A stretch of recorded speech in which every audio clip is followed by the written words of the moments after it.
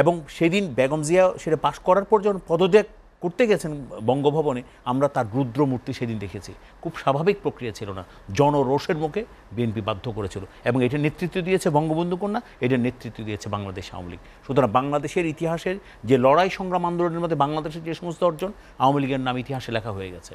বা জিয়া রহমানের হত্যাটাও এই চিত্রটা কেন দেখবা?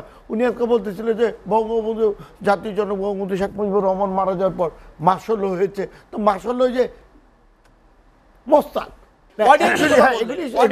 আরো বলি, 96 সালে যখন ক্ষমতায় আসে বিএনপি 2001 সালে যখন ক্ষমতায় আসেন, আবার খুনিদেরকে বের করে করে আবারও মাহমুদ সালাউদ্দিন চৌধুরী, যেটি শেখ রবিউল আলম। আচ্ছা, আমি একটু মনে আর প্রশ্ন করতে হবে না, আমি বলি প্রথম শেষ কথা দিয়ে আমি শুরু করতে চাই। ক্ষমতার লোভী আওয়ামী লীগ আর বিএনপি গণতন্ত্রের জন্য।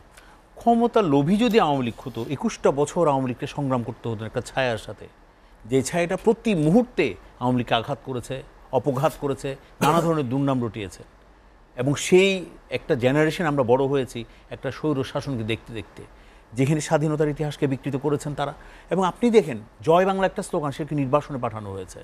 এবং পাশাপাশি দেখেন, বাংলাদেশ বেতার, বাংলাদেশ রেডিও হয়ে গেল, হঠাৎ করে জিন্দাবাদ চলে আসতো বাংলাদেশে। সমস্ত পাকিস্তানি কায়দাকে তিনি আমদানি করেছিলেন।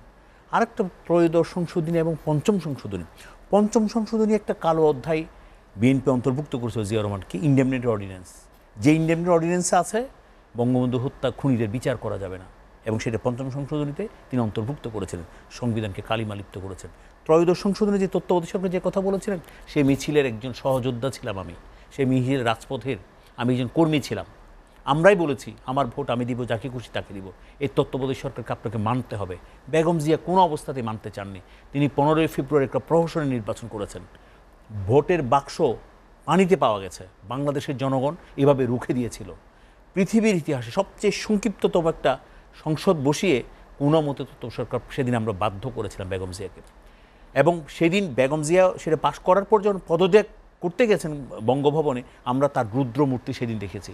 খুব স্বাভাবিক প্রক্রিয়া ছিল না, জনরোষের মুখে বিএনপি বাধ্য করেছিল, এবং এটার নেতৃত্ব দিয়েছে বঙ্গবন্ধু কন্যা, এটার নেতৃত্ব দিয়েছে বাংলাদেশ আওয়ামী লীগ। সুতরাং বাংলাদেশের ইতিহাসের যে লড়াই সংগ্রাম আন্দোলনের মধ্যে বাংলাদেশের যে সমস্ত অর্জন, আওয়ামী লীগের নাম ইতিহাসে লেখা হয়ে গেছে।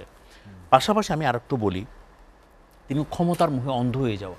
ক্ষমতার মোহে কীভাবে অন্ধ হতে পারে একজন মানুষ? আপনি দেখেন 21 আগস্টের গ্রেনেড হামলা, একটা দলকে শেষ করতে হবে, দলের নেতৃত্বকে শেষ করে দিতে হবে, এবং ক্ষমতার মোহ কাকে বলে, এবং এই যে বিষয়টা।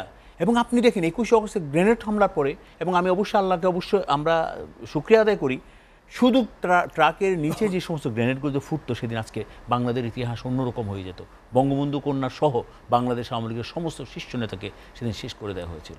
পাশাপাশি দেখেন, একটা মামলা নেওয়ার জন্য জলিল ভাই কখনো পল্টন থানায়, কখনো হলো মতিঝিল থানায়। মতিঝিল থানায় গেলে ওসি থাকেন না, ওসি থাকলে অন্য কেউ থাকেন না, এভাবে কিন্তু আমরা দেখেছি কি তালবাহানা করেছেন। এবং সংসদে দাঁড়িয়ে বিএনপি নেতৃবৃন্দ বলেছেন শেখ হাসিনা ভ্যানিটি ব্যাগে করে বোমা নিয়ে গিয়েছে, এবং তিনি সেটা ফুটিয়েছেন সেদিন। কোন গ্রেনেডটা তার দরকার তার দলের নেতাকর্মীকে তিনি হত্যা করবেন? এই সমস্ত প্রহসন, এই সমস্ত মিথ্যা বিএনপি বলে থাকেন। দেখেন, জনগণ দিয়েছেন। বিএনপি সবসময় একটা কথা বলতো, এমন একটা ব্যবস্থা করবো আওয়ামী লীগ কখনো বিরোধী দলও আসতে পারবে না।